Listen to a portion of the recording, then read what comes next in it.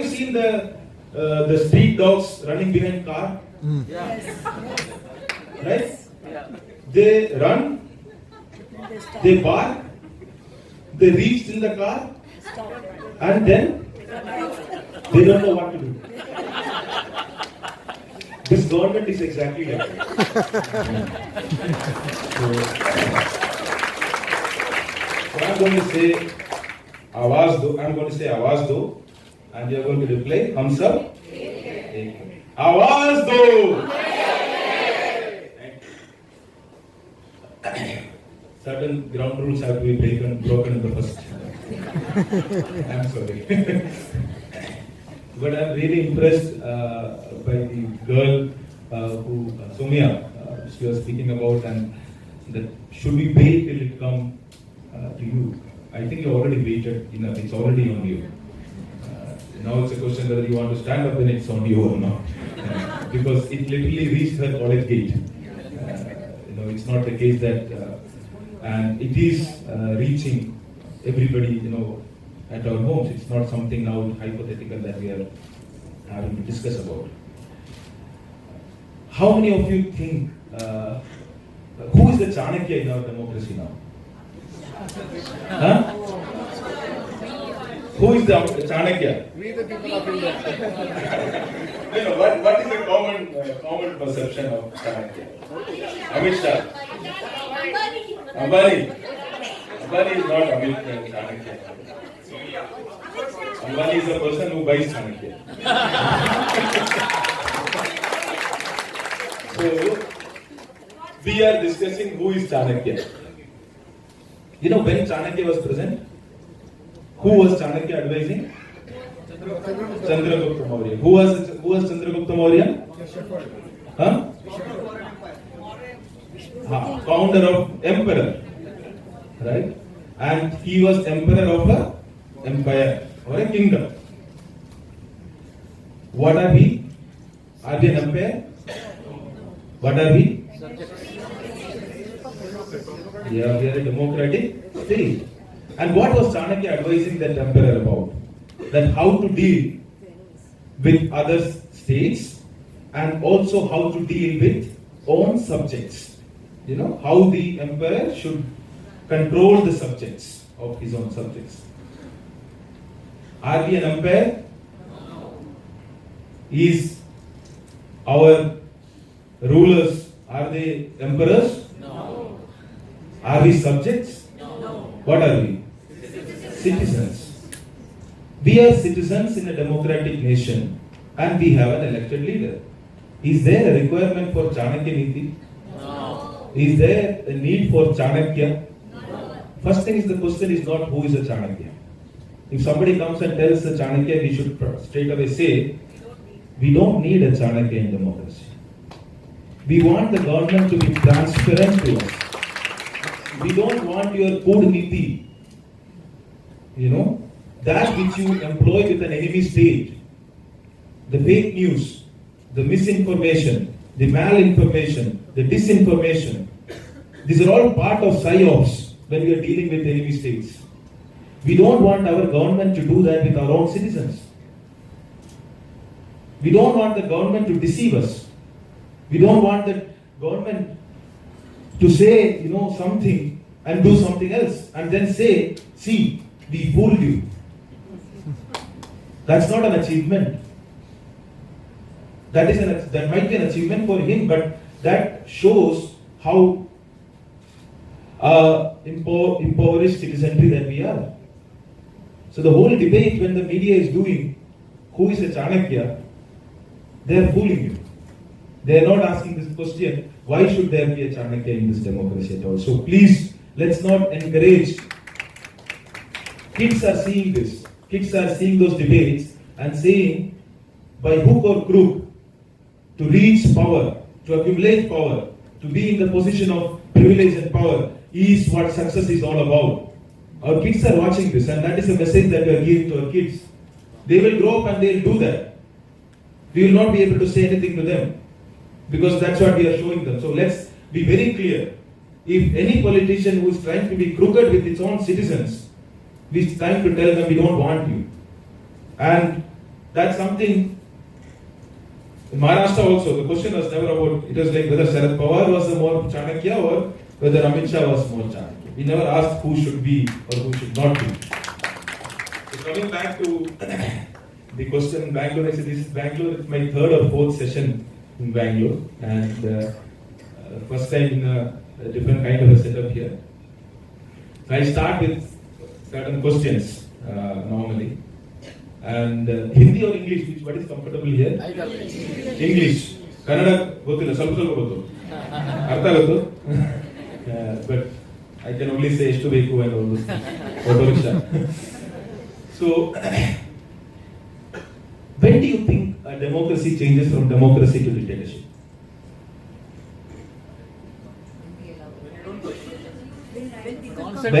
Concentration of power. When citizens lose their rights. Or they become blind followers. When they become blind followers. Concentration of power. Concentration of power in one hand. When there is a concentration of power in one hand. No one is equal. When, Everybody is Hashtag running, which says Bangalore When there against is a lot of CAA. inequality. That's on that. okay. When the leader decides that it is his personal interest which is more important than the When the leader decides his interest is more important than the country. When there is fear and no dissent. When there is fear and there is no dissent. When people let it happen. When people let it happen. Cronies. So I think, of course, there can be divergent views on this, but I tend to agree with a couple of points that are raised here. Democracies become dictatorship not because a dictator comes. Democracies become dictatorship because the citizens become lazy.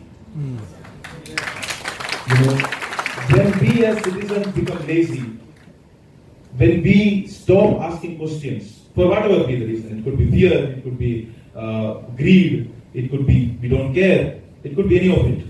But when citizens stop asking questions to power, that is when a democracy changes to dictatorship. It is not when one dictator comes and decides that. And democracy, believe me, is the most difficult project. Because in a democracy, people have to understand issues, people have to question the government, people have to get out on the streets. Already there are so many issues with an average citizen. He has to find about his own family, his own livelihood, his issues of office, his children are annoyance, whatever be it, all those things are there. Fight with the spouse, all those sort of things are going on. On top of all this, he is also expected to understand issues, understand thoroughly, and then raise questions, and then if required, hit the streets and protest. So democracy is actually a very difficult project, and that is one of the main reasons a lot of countries have gone from democracies to dictatorship. Because dictatorship asks, and authoritarianism asks only one thing. What is that? Obey. Loyalty. Obey. Modi ji कुछ गलत नहीं कर सकते, क्योंकि हम सवाल नहीं पूछना चाहते, कौन पूछेगा?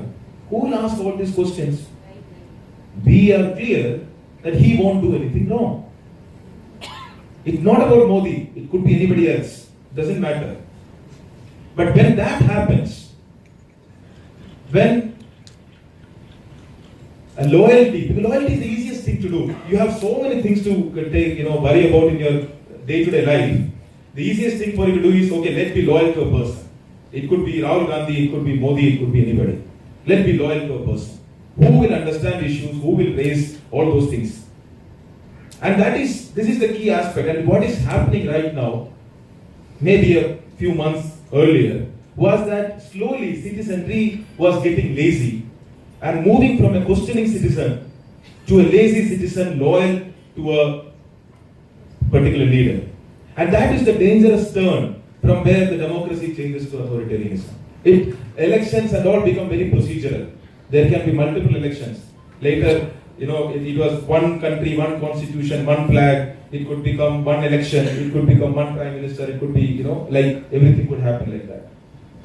And this is what I felt. I did not resign because of abrogation of what government did with Kashmir. I resigned because my disappointment with the people of India. Because you are quiet. How many of you think what we did in Kashmir was right? How many of you raised your voice at that point of time?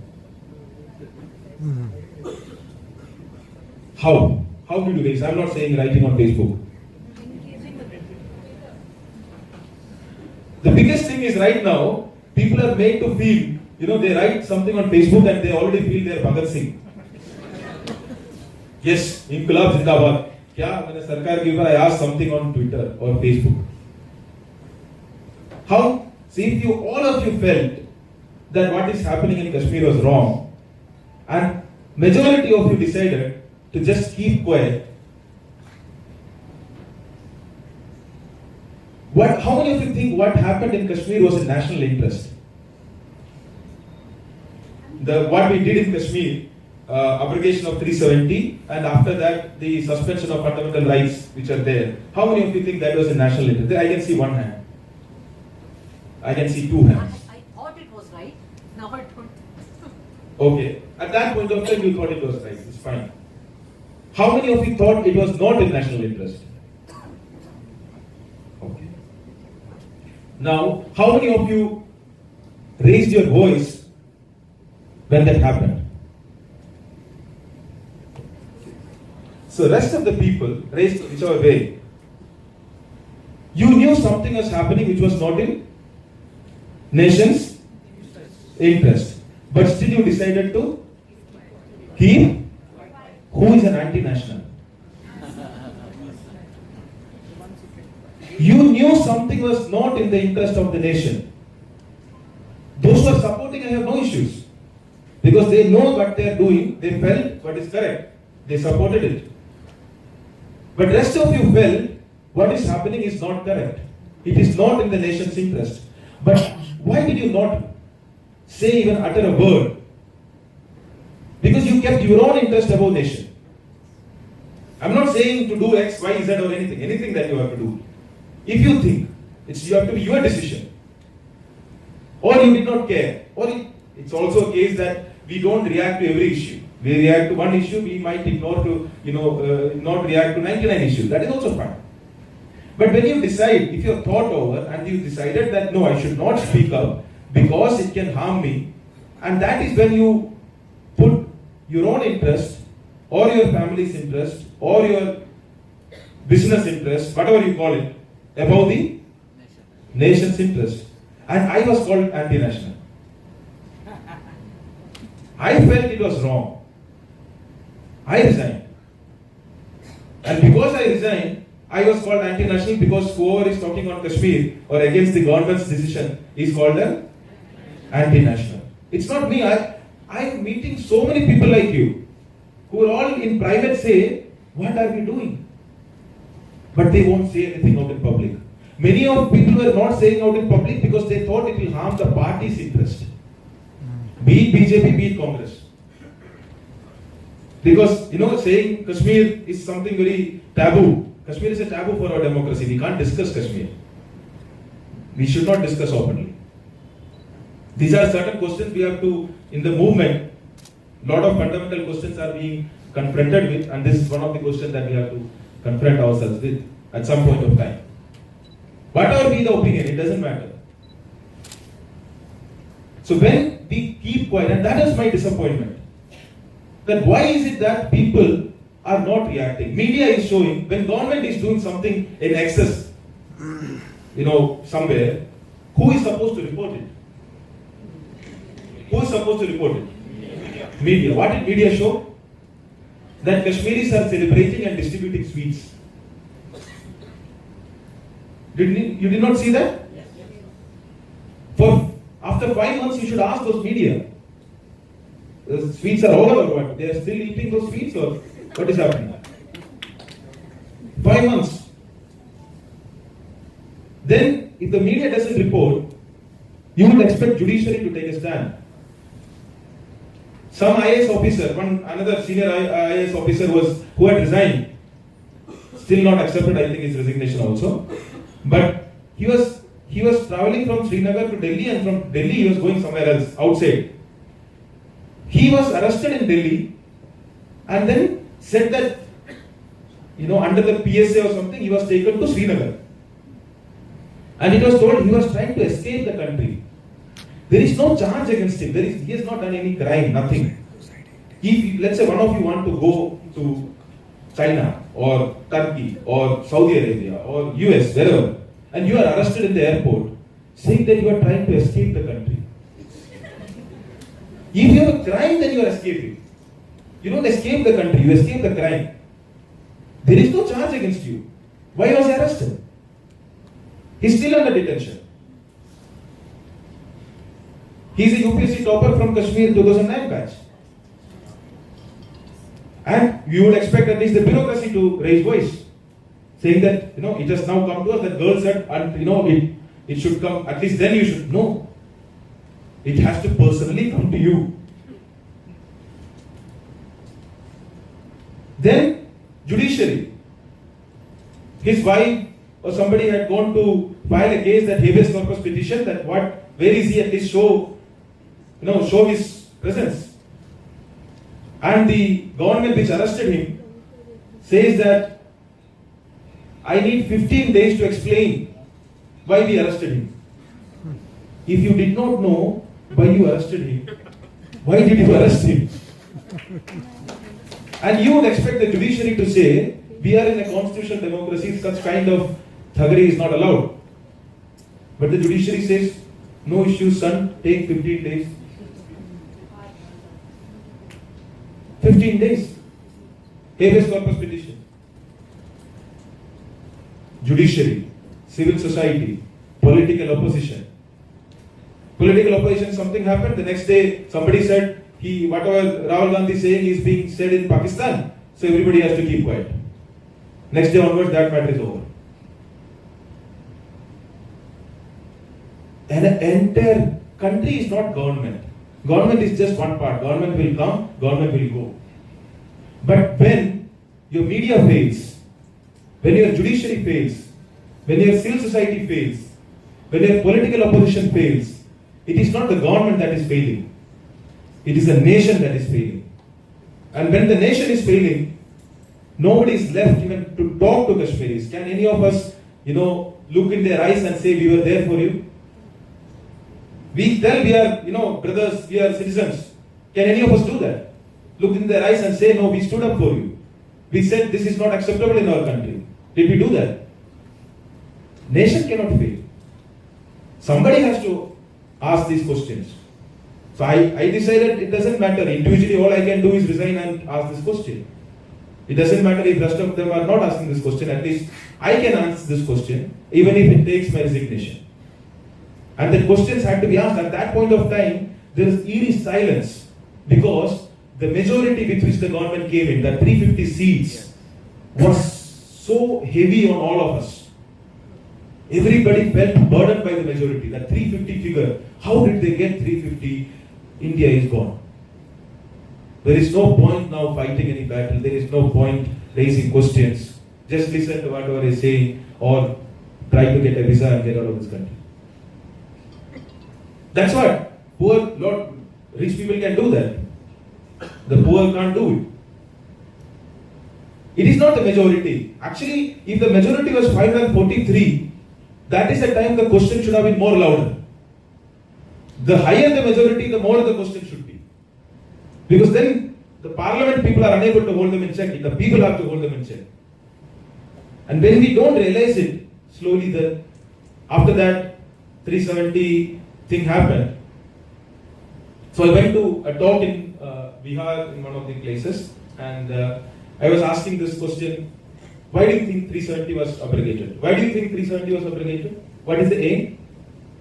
You supported, can you say? Yeah. That it belongs in the India map. Ha. So we cannot have a separate rule for one state. Ha. A separate election for the rest of the India. Elections are the same. Elections are same. Same elections are happening. Like Karnataka election is not same day with Gujarat elections.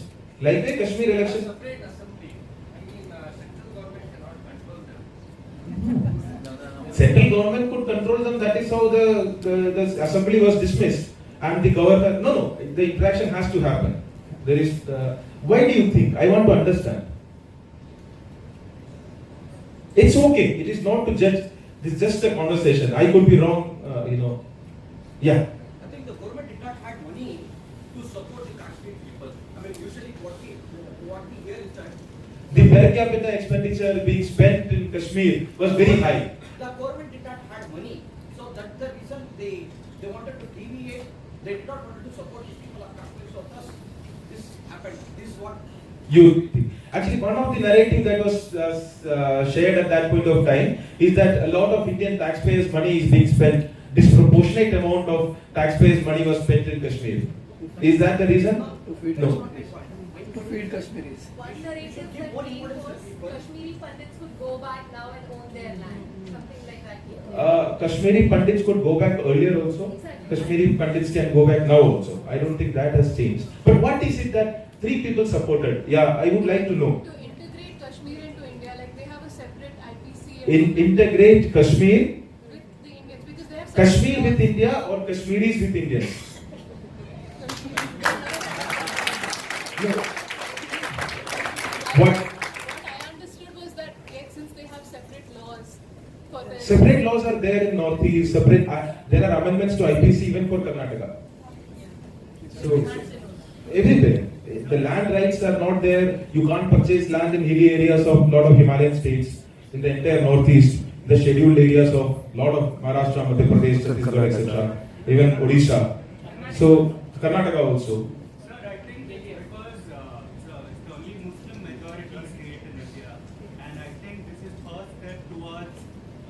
No, I am not asking the ulterior motive. I am asking what did they tell to the public and on what reason did you support? If that is the reason that it is a Muslim majority state and they have to be taught a lesson, then Not taught a lesson, but to place the place so that it's a unique identity. so the demographic change. Yeah, something like what happened in Sri Lanka for the Tamil. The demographic change is what is. Okay. Another matter about that they wanted to bring the Kashmiris into the main league of India and give them employment opportunities. Kashmiris. The Kashmiris, rather they were alienated, and they wanted to bring them back into India. That was the narrative that was. They wanted Kashmiris to come to India, and so we removed 317 from Kashmir. That was the narrative. one absurd of this was that we can now marry a Kashmiri girl. I hope your wife knows. I don't support the Kashmir. No, it's okay, it's okay. Yeah, but one of the arguments that the government made was that, basically the uniform civil code that comes under the directive principles of state policy, and they use this as an excuse. They said that no, this is our, we need to go towards this is, UCC is slightly different. UCC is something we have to discuss right now only. Good that you started the discussion. It's important to discuss, but not related to Kashmir. Indirectly, yes. Sir, please. In layman's terms, what I understood was there was a news where people outside Kashmir could not buy Properties there. They could not do business there. They could not do business. Development. To bring development to Kashmir. Only Kashmir 25. Ha. To bring development to Kashmir. They also said Terrorism. Nehru brought surreptitiously this architecture 370. Oh, okay. To show Nehru his place. there was a pretty good stone pelting that started happening. Stone pelting was done. Terrorism. To end terrorism. So there were some of the interesting part. Okay. I think we had a good question. One more point here. I believe the development thing too. No. I'll just share my thoughts on it. Can I speak Hindi? बिल्कुल क्यों नहीं? ये BJP की अंदर की कूटनीति है, क्योंकि वो कभी वहाँ गवर्नमेंट नहीं बना सकती। मैं उसको नहीं मैं देखिए जो उनकी पीछे की जो वो है उसमें मैं नहीं पूछ रहा हूँ। उन्होंने क्या बोल के आपको कन्विंस किया ये मैं उसी के बारे में पूछ रहा हूँ कि आपको क्या बोला था। ठीक है, आतंकवाद के बारे में बोला था, डेवलपमेंट के बारे में बोला था, जमीन खरीदने के बारे में बोला था, एक विधान एक निशान एक संविधान के बारे में बोला था। तो कश्मीरी पंडित के बारे में तो बोला नहीं था क्योंकि उन्होंने खुद ही 6 साल में कुछ उनके लिए कुछ किया नहीं। तो बॉर्डर सिक्योरिटी के बारे में बोला। अच्छा, so I have this, so I went to Bhubaneswar and I was having this discussion and I asked why do you think 370 was removed? So he said to end terrorism. It's as if terrorists are reading constitution and saying, oh now 370 is not there. Now, or people coming from Pakistan at the infiltration time, their test is on Indian constitution. And 370 not there, you can't enter. So terrorism is over. I went to Eastern Bihar. And Eastern Bihar, we have to do a lot more work and a lot of development has to come in there. So I asked this question, so that guy who had said, sir, development आएगा. So I said, Araria में कौन सा 370 है? What 370 is there in Araria and Bihar? Why is their business not coming? Why is people from outside not coming and purchasing land, investing in infrastructure and building businesses? So my request was, you should all now demand for 370. So that at least by abrogating it, we can bring development. There is no other way.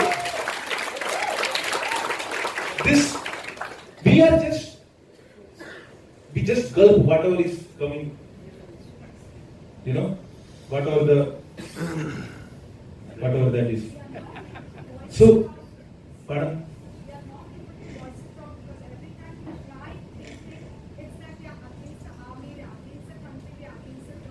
Yeah. Anti-national. Yeah. Tugde gang. So I'll come there. There are a lot of interesting narratives that has to. We are also called all these things. It's not the case. When I pretty much resigned on this from I was like a betrayer, traitor or something. I was in the service, Indian Administrative Service, and I resigned on an issue of Kashmir, saying that we are, pretty much doing wrong in Kashmir. So this is about 370. What has happened after 370? Sir, I'll just come to the next time. Because I cannot ask later. You said you designed from IAS, right? Just because of the Kashmiri issue. When the Kashmiri issue started, 1947. Yeah. Back people gone. Yes. And still the issue is. It's okay. We're going to have a question. No, it's okay. From AFDC Bangalore South. It's okay. Yeah, please. You said still the issue is there, right? Right now also it's there, right? Yeah. It is not about experiment. I'll just answer to that. It is an experiment when we follow it, and Northeast has a lot of problems, administrative problems, lot of things, and left that just for the sake of telling one simple reason that JNK is cheese. No. JNK overnight tell me. No. At least you would have tried Northeast, right? Frankly, you ask yourself. Yeah. So his question is that why did I resign for a state, something like in Kashmir, where I could have served in Northeast and made some changes in Northeast, where I was serving. See, I was in Northeast, I was in Delhi, then I was in Northeast, I was serving in Mizoram, Burma border, then DC, the capital district collector. Then after that, I was in Dadra Nagar Haveli, not in Northeast. I was in the western side of India, between Gujarat and Maharashtra. In fact, there was nothing much of concerns happening. But what was happening at that point of time was not just Kashmir. What was happening was explicit violation of fundamental rights of the citizens there. It is not about a decision to remove 370. I repeatedly say, this is not about the decision to remove 370. If that was the case, I would have just expressed my opinion. Even during demonetization, I had a very different view. And on the very next day of demonetization, while I was in service, I wrote that great decisions need not be good decisions. Nobody would understand what it meant. That was the intention also. But great decisions need not be good decisions. While in the service, you have to do that. Continued. But in Kashmir, what happened? You took a decision. An elected government has a right to take a decision. But there is a right of the citizens to react to that decision. It's a citizen's right to react to a decision. I'll just complete and come back, please. Let me answer the question. So, when that happens, how did we take the decision of 370? We abrogated it, that's one part. Whatever change status, UT, whatever you did, experiment, you did. You also jailed all the previous chief ministers, the elected MP, anybody and everybody who could be of any influence in the valley, in everybody. You shut down entire communication of an entire state, full state. Imagine it is happening in Karnataka, okay? Entire state. You cut down the entire connectivity. Nobody could come out, nobody can protest, nobody can speak to each other, nobody can travel to any place, no, there is no mobile, there is no landline, nothing. Everybody is jailed. Was that a democracy? In a democracy, government has a right to take decision. I have my opinion on 370, but the decision to resign was not on 370. The decision to resign was on what happened afterwards and how the rest of the country decided to ignore it. The rest of the country decided to ignore it as if it's no big deal. Beautiful. It is happening right now. We are discussing as if it is happening in Sudan or in 1970s. It is happening in India. It is happening in 2019. 20. I have served in Mizoram where there were 20 years of post-insurgency occupational activities going on there. And we used to go, no, I was not part of anything. Later we went there and after, there is a lot of distrust between the non-Mizo also. And you go to people and they would say, the army had occupied places there. Anyway, there are stories, a lot of stories, and you have pretty much apologized for whatever has happened. And I had said one thing, that was in the 70s, it will not happen in 2019. I had trust and confidence in my country. I had trust and confidence in the democratic credentials of my country. And when I realized that it is not living up to my expectations, I had to get out and fight for it. There is nothing else that I could have done. It is when you experiment with people, it is not an experiment. After 5 months, what do you think? Have we, Kashmiris are now more in love with Indians? No, definitely. Or have they been alienated more? What is your answer? We would not know because there is no communication. We don't know. No, but I know. I have been in touch with a lot of them. It will take another 30 years for us to even bring back to where we are right now. We don't realize it is human beings that we are dealing with. It is not an experiment of some guinea pigs. And when we alienate, what happens? We lose trust, further radicalization happens. What more does it happen? Do you think changing from a state to UT is going to solve the Kashmir problem? The only people who had any respect for 370 were the people who had some respect for Indian Constitution. It is not all Kashmiris had any value for 370, no. Those who wanted to be with pro-Pakistani, they never bothered about Indian Constitution. Those who want freedom, they never bothered about Indian Constitution. It is that people who wanted to be with India, they were worried about Indian Constitution and what is written in that Constitution. And by removing 370, whom have we hurt? Whom have we insulted? The only people there who are actually having any sentiments towards India. These are the issues of not thinking through. Demonetization was an experiment that we let happen. What happened? NRC also would have been an experiment that we are going to let happen. Now it is not going to happen. But when we allow these experiments to happen without asking the questions. I would have been okay if you had asked these questions to the government, answer all these questions, be transparent about what you are going to do. And if you are saying terrorism is going to come down, you say in another 5 years this is going to be a reduction in civilian casualty, this is going to be a reduction in military incidents. If you are going to bring in development, tell me that this is my per capita income increase in 3 years, 5 years, 10 years.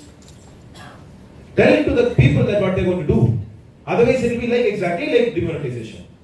First they would say it is black money, then terrorism. Every 6 months we are removing terrorism from this country. It's like favorite thing. We eat sweets, we get fat.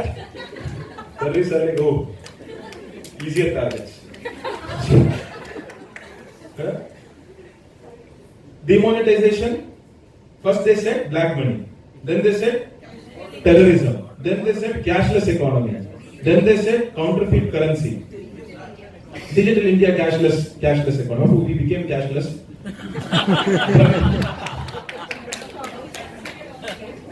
But almost entire money. We did not ask the question. We were like, whatever the government says. Recently, Ravi Shastri was giving the comment. सरकार ने किया तो कुछ तो सोच के ही किया होगा. हम क्यों सोचे? That is the loyalty. The change that happens, they must have thought through. It is not my responsibility to understand what they have thought through. No, it is your responsibility. So when black money had almost 100% came back. RBI stopped reporting after 99%. Because they were worried. At some point they have to say 101.2. Where a lot of people started printing fake currencies and submitting it in banks because they knew in the rush it will go and later they will get original notes in their bank. Because then the issue is this. Government think it's very innovative. Governments usually think that. And they bring in one macro innovation. And there is 1 billion people in India, we are like, yes. When government comes with one macro innovation, we reply it with 1 billion micro innovations. The government has no clue. 100% money, more than 100% if I am not wrong, I request RBI to come out if it is not wrong. 2, came back. And so black money is over. And all those money has come back to the market also. Not only it is gone to the bank, this all come back to the market as cash also. Second was terrorism. Terrorism I already told that, it is not like notbandi ho gaya abhi hum terrorism band karenge. So, third is what they said was cashless economy. The CIC in GDP ratio, which was going down, if you had followed that path before demonetization, we have actually gone higher than that now. CIC is cash in circulation as a percentage of GDP, both in absolute terms as also as a percentage of GDP. So the cash is back. So cashless part is all. The fourth was counterfeit currency, fake currency. That all fake currency is now gone. Imagine just 3 weeks back, RBI came out with a statement saying that they are not going to print 2000 rupees note anymore. What is the reason? Counterfeit. RBI did not say counterfeit currency. They said there is good quality counterfeit currency in the market. So they are saying, why are you coming to me? It's very good quality. I don't want to duplicate the effort. Imagine, people died. More than 100 people died for this experiment. For us, it's a statistics. Go and ask that family. We can understand if somebody is dying because the government failed to deliver health, because it's a failure. But when government decides to harass and kill people, its own citizens, go and ask that family, his son or daughter or wife, that why did he die? For what purpose? He was told that he would have been died for because people are standing in border and fighting. What did he achieve? What did the country achieve? There is only one national interest, that is its citizens' interest. There is nothing, this collective concept of nation and national interest, we have to understand that is the danger in it. When the national interest coming by curbing the individual interest, individual rights, we have to differentiate, that is no more a national interest. The nation's collective interest is to further individuals' fundamental rights. Nothing else. When my right increases, his right increases, all of our rights increases, that is the national interest. Nothing else. And this we don't realize. Instead we say curbing the fundamental rights of individual is to expand the national interest. No. What happened in the full experiment of demonetization? This issue with the government that I feel, how many of you think the government is fascist?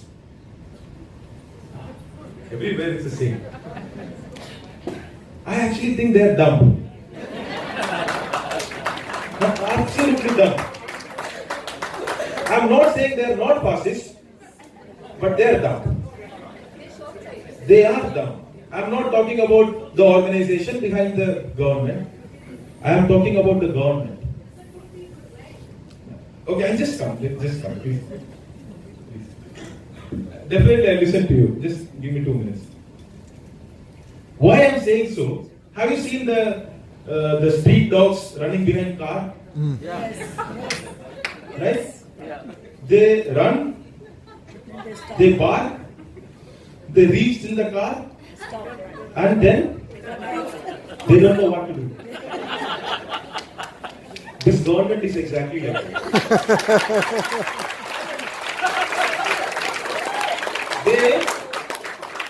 They collectively decide we are going to run after the red car in a historic decision, because in 70 years nothing has happened. We are going to run after the red car. They are strong enough to run, and they bark also loudly. They reach till the place, and then they don't know how to do it. If you slow your car, they'll just look here and there and say, okay. Bite? They bite. They do bite? They bite, yes. Yeah. Okay. So it's not just a bark. So they bite the weak people. So they bite the weak people. Why I'm saying so this example? They did demonetization. You know, they like thumbs up ad you have seen. आज कुछ तूफानी करते हैं. The government is like this. आज कुछ historic decision लेते हैं. Let's take a historic decision today. And before even getting up, they decide today there is going to be a historic decision. And whatever decision that day today is historic. And within a week they'll take back that decision also. And taking back will also be historic decision. And in a week there will be 2 historic decisions. So we have to fight not from the dictatorial character of this government. We also have to fight the dumbness of this government.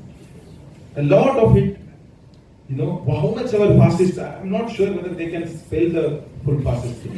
So, what they did with demonetization. Okay, NRC, I can understand, Citizenship Amendment Act, they hate Muslims. That is why they brought Citizenship Amendment Act.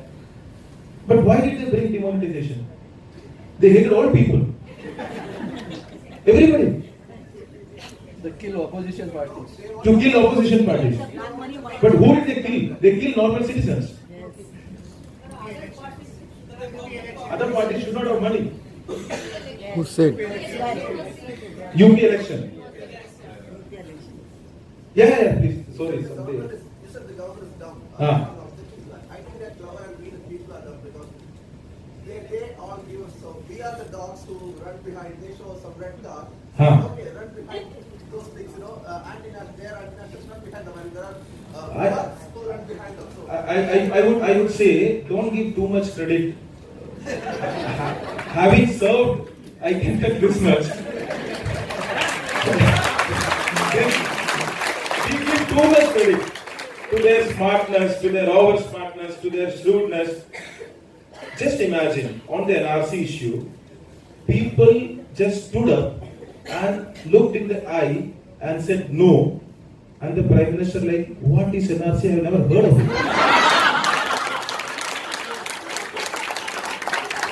Because if you get out of the car and then look at that door,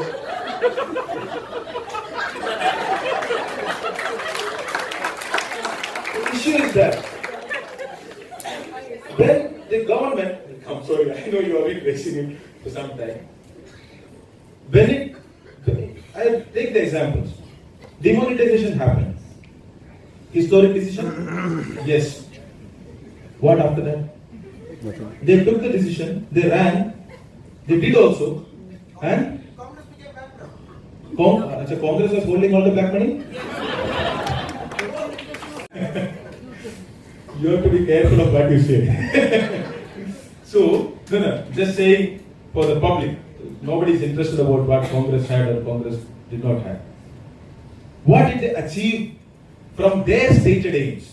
I'm always going to judge a government by their stated aims, not what their backside intentions are. Okay? Because this is what they're going to tell the people. What they're telling the people is what you should judge the government with.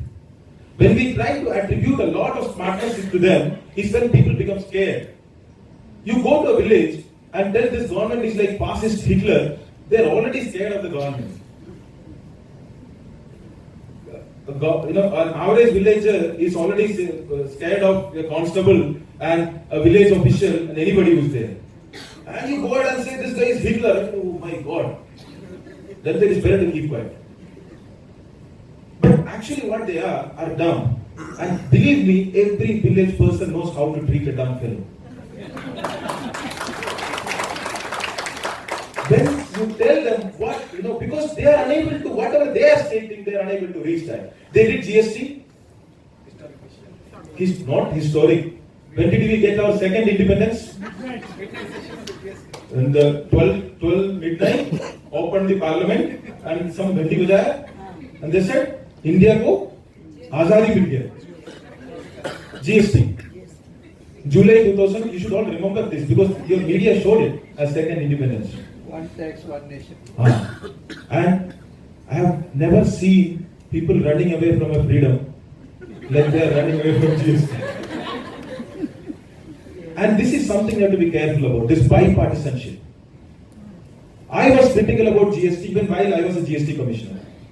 Well, later I became, but even before that. Because when Congress and BJP says we agree, you have to be really careful. Not because of some crooked thing, but because the other side, the questioning is not happening. When the questioning is not happening, the critical thinking doesn't happen.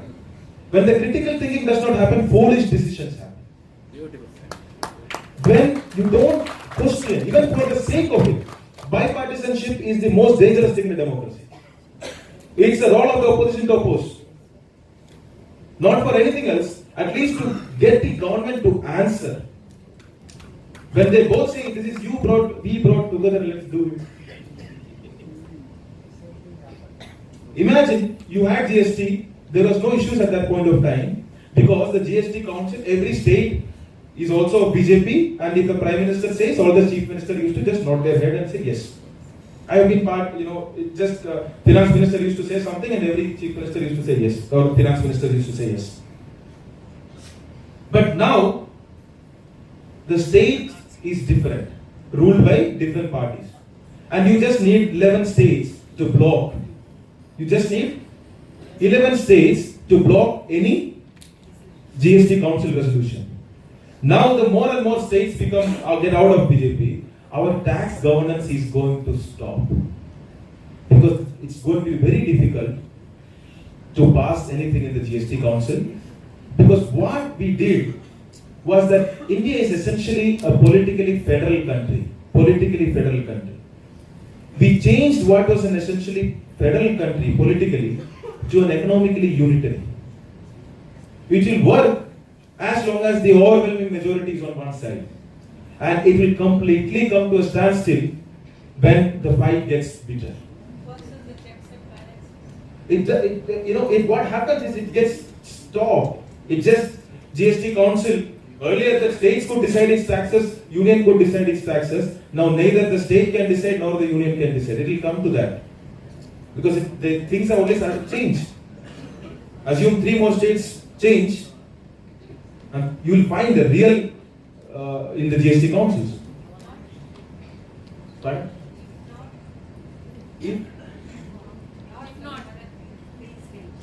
No, it is. If not now, at some point it is going to happen.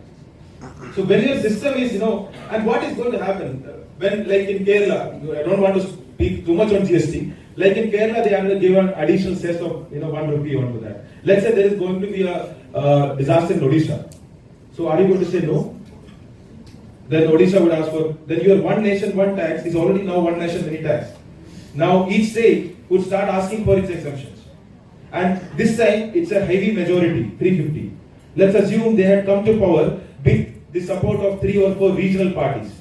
And when those regional parties were asking, have an exemption for us, the government is going to say, no, we are wedded with the principle of one nation, one tax, or they are going to save their government. They are going to save the government. So this is something we have to think through. Some consultant would come and say there is going to, we were told if you bring GST, there is going to be a 4% growth addition in GDP.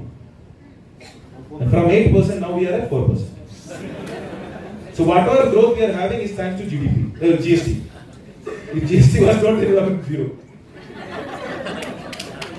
This is because we don't think through. I'm not saying I'm correct 100%. Okay, I'm saying this is one view, and this was a view which should have been out there at that point of time. This should have been a view which should have been contested continuously, and the government should have been forced to come out with answers on all this, and only then the solution would have been better. Sorry. So I've been following you from a long time. Every session you ask the question that is the government fascist, and then you say that government is a fool. It's like they say in the Joker, I ran behind a car, the car stopped. Yeah, yeah. But my question is, recently 2 days back in an interview to NDTV, Anurag Kashyap said that he left the country after threats, fearing that the government might not harm or police might not harm him, but the rumors circulated through the WhatsApp, the random people who picks up the message might come and harm him, thinking that. Will come. So how can you say that the government? See, we have to differentiate between the government. We have to differentiate between the organization which is behind the government. Okay, the government is dumb. There is no doubt on that. Whereas the organization behind it might not be. I disagree. Okay. The government has the Okay, guys. Yeah, it's okay. We have a question. My sessions are like this only. There is no point having one session. Please. Yeah, but if you say the government is dumb and villagers should not be scared of government, who are the bodies we're putting on line when you say the government is dumb and it's possible to protest? It's not our bodies, it's not Savarna Hindu bodies that are on the line, which is the majority of people in India. It's not English-speaking people, who are in this hall. The bodies we're putting on line tend to be poor Muslims, tend to be Dalit. Yeah. So when you're saying that the government is dumb, you're completely discounting the fact that there is the police, there's the armed forces, there's the paramilitary, the entire operation that they can throw at a protester, and Yeah. it's I don't. How does it help? How does it help if you define it as fascist? It doesn't help if you define it, It as doesn't. dumb either. It doesn't help. It doesn't help if you define it as dumb either. No, I think the no, dumb should no. come with the caveat that a dumb person with a lot of power Yeah. can do a huge amount of damage. We have not come to the whole definition. So it is not dumb. Why you are saying is, when you are having in a village, there is a Bevkoof person, but with a lot of, if you listen to my talks, I define as a dumb fellow, but with a lot of muscle power.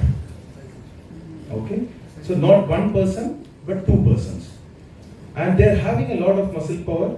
And since, let's say, there is a very hefty 2 person here, he just decides to run amok on this. It can cause damage to a lot of people. But if we have the fear that there are some organizational structure with something, what will we do? We'll just run away from here. or damage will anyway be there. But we'll not try to collectively stop it. But when we see it as a dumb person trying to run amok, our attitude towards that issue changes. We feel empowered to stop it. And it is not the case that lot of us, it's not just here, lot of us are protesting and lot of us are putting our bodies on all of it on the line. It's not the case that it is just one or the other community. We'll come to the NRC issue, we'll come to the certain issues of discourse and dangers which is happening, we'll come there. There is a reason why I'm saying the government is dumb, is because actually the decision makings are all dumb. When they decide, any of the decision they say, when they want to solve an issue, that it should not flare behind this, when they decided to go inside Jamia and beat people up, okay? If they are smart enough, they wouldn't have done that. What happened after Jamia? All of the universities started. And when that started dying down, what did they do in JNU? They let people go and do it. What happened after that? The entire student community came together and do it. I would assume only a dumb person would do it. If you had thought through, if you are smart enough, if I was put in that position, just for the fact of having a good relation, or just to let this thing die, or whatever be. Muslims, they want to alienate, but they don't want to alienate the students. That much is clear. Even when they are doing that, when they attack, then the Stephanians, then the DSC, then your institutes in Bangalore, they all came out. And those who have never had a history of protest started coming out. This is why I'm saying they don't think through. Right now, the NRC issue, they are saying they want to identify 2 crore people who are illegal immigrants. What after? They run after that blue car, they reach there, identify 2 crore, what after that? Have we thought through? Has the government thought through that they are going to do with the 2 crore people whom they have identified as illegal immigrants? Detention center, if you have to build for 2 crore people, we have to give them a state. This is what it is. If you have to build a detention center for 2 crore people, then we need a state. Are we planning to give a state?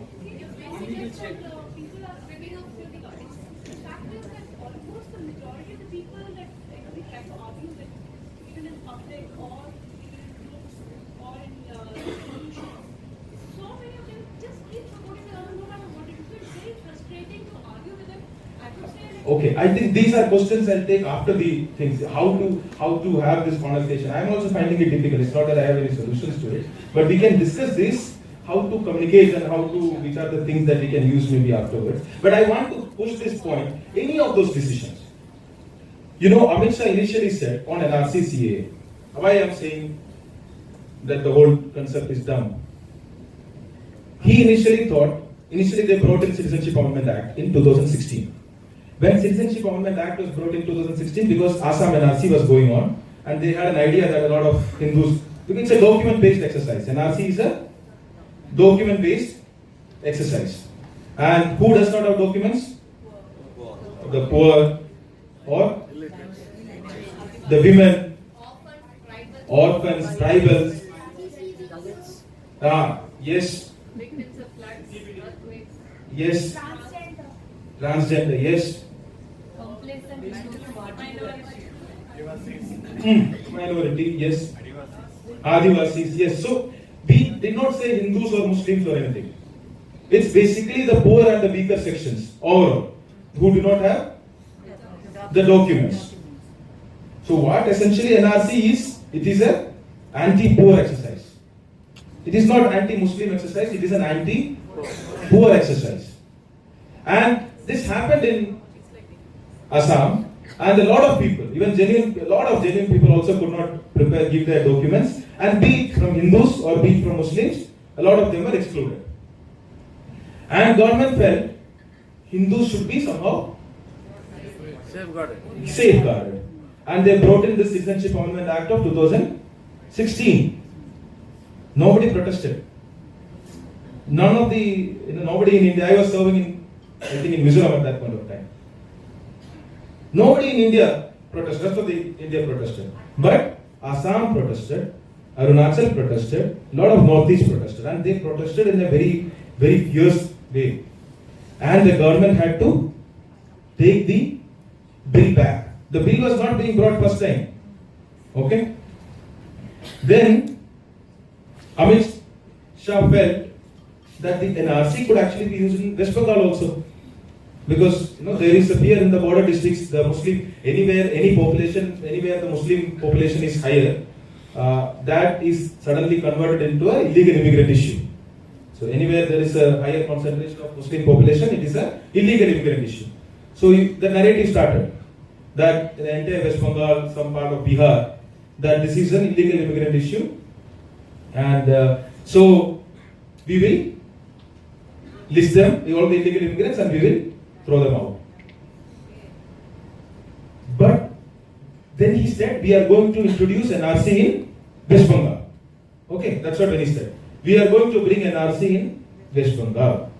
And when that happened, actually he did not know there were a lot of Hindus also who had come during the war and before the war, because there's a lot of in Bangladesh that had happened. Hindus also who had come to India at that point of time. And then he realized, man, this is going to be an issue. Because he was targeting the Hindu votes. Now Hindus are also concerned. Then he has an interview with, if you have seen the interview, you can go and see the interview, where he says, people are trying to mislead. Some certain crooked fellows are trying to mislead people by saying that there is going to be an NRC. I want to tell them, before NRC, Citizenship Amendment Act is going to come. There is not going to be any NRC individually. Before NRC, Citizenship Amendment Act is going to come. And under the Citizenship Amendment Act, my Hindu, Sikh, Christian, Buddhist, Jain, whatever friends are going to be, not to worry, the infiltrators will be selected and thrown out of the country. Guspetiya. So he says that. Because at that point of time, what issue he was facing? That NRC, the Hindus in West Bengal felt it is going to affect them. See, he wanted to say that, and he said he is going to bring anyway, Citizenship Amendment Act. So at that point of time, he was saying there was NRC is not, it's a citizenship, we are bringing Citizenship Amendment Act is to save NRC. Then afterwards, people started asking, you said Citizenship Amendment Act is going to come before NRC. Then suddenly he saying, because he did not think what is the solution there would actually be a problem for the entire country. He did not think that way. When people started coming out on the street and saying this, then he said, NRC and Citizenship Amendment are not linked at all. Now he can't go to West Bengal. Now Prime Minister can't go to Assam. Now nobody, everybody is pretty much, it is, I don't think any election also they are going to campaign. He is campaigning. They said there is not going to be a big rally, so it is smaller. I'll come to that. So when they said this, if you had a person, you are smart enough, you would have thought through. That is the issue. Deciding to run without thinking what you want to do after you reach there. You would have thought through, you would have realized when this happens, and when you say earlier Citizenship Amendment Act happened, there was no protest in the entire country because the rest of the country was not aware that there is going to be a nationwide NRC. But when he said there is going to be a nationwide NRC, and then he brought in the Citizenship Amendment Act, then it became an issue of the entire country. That is why everybody started getting out. Otherwise the same bill was there. Nobody protested. Nobody even said it is communal or it is against the constitution or anything. We are not fighting because it is constitutional. It became to our existence. Then it became an issue. So I have a very clear feeling. I might be wrong. The second part is about the discourse. What has happened in the last 5-6 years? Earlier, you criticize the government, you had to be afraid of the government. You actually don't have to be afraid of the government. I remember getting out and criticizing Manmohan Singh government, holding placards and everything, and we felt like routine, nothing big deal. But Now, if you criticize the government, yes, before coming to the labeling, there are 2-3 things. What they are doing, you are not just afraid of their government, you are afraid of the supporters of the government. That is a key change that has happened. You are now worried about the supporters of the government, who's not any force or anything. But they are going to punish you for criticizing the government. When Rahul Bajaj asks a question to the government says we are not doing anything. But the next day, the social media coordinators start, finding the history of Rahul Bajaj from LKG onwards and says he has stolen a pencil in UKG. How dare he question this government? He finds every single mistake with that person in his lifetime. And then he is asked to. What is happening? The supporters of the government has every right to defend the government. All the time. But defending the government means to say what is good. The government is doing good. To say how this government is better than the previous government. Or to say why your criticism is not valid on the substance of it. But when you react to a question, by a person making a question, by attacking that person, by attacking the entire history of that person, he also finds an easy way. That's what Anurag Kashyap said, he wanted to leave the country. Because it becomes a threat. The threat is not the government would take action. The action could come from anybody, anywhere. Suddenly everybody is a militia kind of a thing. Anybody can do anything in this country. And the government is sort of either not looking that side or enabling that. So that is first part. Just 3 points I have to complete. Then I'm missing a lot of my thoughts because we are cutting down on the discussions. Yeah. We want to hear you, please. Yeah, okay. So the questions I'll take that. So the second part is you have started labeling anybody who asks a question. So if you are a student and you are asking a question, you are a Tukade gang. It happened with JNU. We did not stop them. Anybody is a student, they chanted some Azadi gang question, he became a Tukade gang. People like you, who are from city, middle class, educated, intellectual, asking question, urban Naxal. Khan Market gang. Third, if a Muslim is asking the question, Atangwadi Mullah, Jihadi, Pakistani. I don't know why Pakistani is a gali. So this has become. If you are a Christian, Vatican stooge, rice bag convert. If you are a Hindu also, then it becomes traitor, How can you question this government being a Hindu? This is like ultimate betrayal of Hindu Dharma, anti-national. Anti-national is common too. If you are poor and tribal, then you are actually an Naxal. You are a Maowadi. Anybody who questions the government has a name. And because we are afraid, we decide. And who is doing this labeling? It's not the government. Government enables. Ministers also keep saying. The issue is also that a lot of the government ministers have not been yet part of the government. They are still in the supporter gang of the government. Because they don't have any duty to do in the government. Everything is being done by 2 or 3 people. They are just like, you support whatever we are doing. They are still supporters of this government. They are not ministers. Then, the third thing that has happened is that the cost of a professional stand has been made personal. So, you are a bureaucrat or something, you don't agree with the government. Earlier, it's not this government, earlier governments also used to take action. You don't like them? Transfer him. Shunt him to some posting. Give something. This government goes after the family also. That is the revenge part of it. Ashok Lavasa, the election commissioner, this government only made him finance secretary. Finance secretary, okay. You don't make somebody a finance secretary unless until you do a diligence. Then it is made the election commissioner by the same government. But in 2019, there were some dissent in the commission, and then immediately